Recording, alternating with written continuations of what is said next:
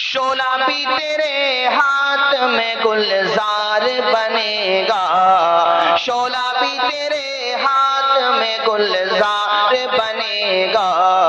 جس دن تو محمد کا وفادار بنے گا، جس دن تو محمد کا وفادار بنے گا، بدلیں گے لب و لہجن ہم ہونٹ سیئیں گے، پینا جو پڑا زہر تو ہم زہر پیئیں گے، ہنس ہنس کے ہر ایک غیب کے عالم میں جیئیں گے، دنیا میں تیرے نام کو رسوا نہ کریں گے، مر جائیں گے ایمان کا سودا نہ کریں گے، سارے لوگ بولیے، مر جائیں گے ایمان کا سودا نہ کریں گے، ہم دل سے ہر ایک نقش قدورت کو مٹا کے، تفریق کے بھڑکے ہوئے شعلوں کو بجھا کے، دم لیں گے ہم انسان کو انسان بنا کے، آباد یہ اجڑا ہوا کاشان کریں گے، جھوم کے پڑے پورا مجمع، مر جائیں گے ایمان کا سودا نہیں کریں۔ اب اندازہ ہوا بھئی 1 بجے کے قریب مجمع جوان ہوتا طہارپور والوں کا، 1 بجے کے بعد آپ کو بیداری آتی ہے اور جنت میں جانے کی تیاری آتی ہے، جھوم کے بولو ذرا، مر جائیں گے، سارے لوگ پڑھو، مر جائیں گے، عورتیں آہستہ آواز میں، آپ لوگ بلند آواز سے، مر جائیں گے ایمان کا سودا نہ کریں گے، قرآنی ہی دستور اساسی ہے ہمارا، قائد بھی محمد سا مثالی ہے ہمارا، اب ہم کسی رہبر کی تمنا نہ کریں گے، مر جائیں گے ایمان کا سودا نہ کریں گے، آمین بولنا، میں ایک دعا کر رہا ہوں، صدیق کا دل زور علی بخش دے یا رب، فیاضی عثمان غنی بخش دے یا رب، صدیق کا دل زور علی بخش دے یا رب، فیاضی عثمان غنی بخش دے یا رب، فاروق سی عالی نظری بخش دے یا رب، ہم زندہ رہے رسم کلیمہ نہ کریں گے، بولو سارے لوگ، مر جائیں گے سودا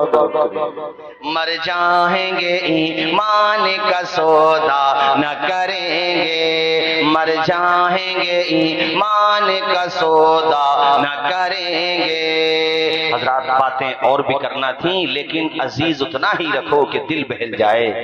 اتنا بھی نہ چاہو کسی کا دم نکل جائے۔ یہ آج 11 بجے کے بعد سے تیسری تقریر ہے، چمن رہے گا پھول کھلیں گے، زندگی رہی تو انشاءاللہ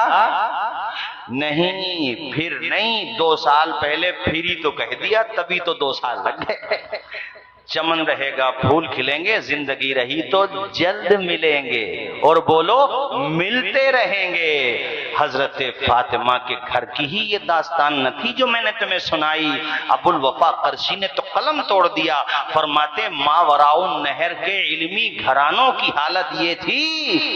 کہ ان کے گھروں سے جب کوئی تحریر ریلیز ہوتی تھی، کوئی کتاب منظر عام پہ آتی تھی، کوئی فتویٰ نشر ہوتا تھا، تو صرف شوہروں کے دستخط نہیں ہوتے تھے، ان کی بیویوں کے بھی دستخط ہوا کرتے تھے۔ صرف باپ کا دستخط نہیں ہوتا تھا، بیٹی کا بھی دستخط ہوتا تھا۔ مانا کہ اے میری قوم کی بیٹیوں، وہ دور تو شاید ہمیں ملے، مگر اس دور کی کچھ جھلک مل گئی، اور ہماری بیٹیوں نے یہ ٹھان لیا،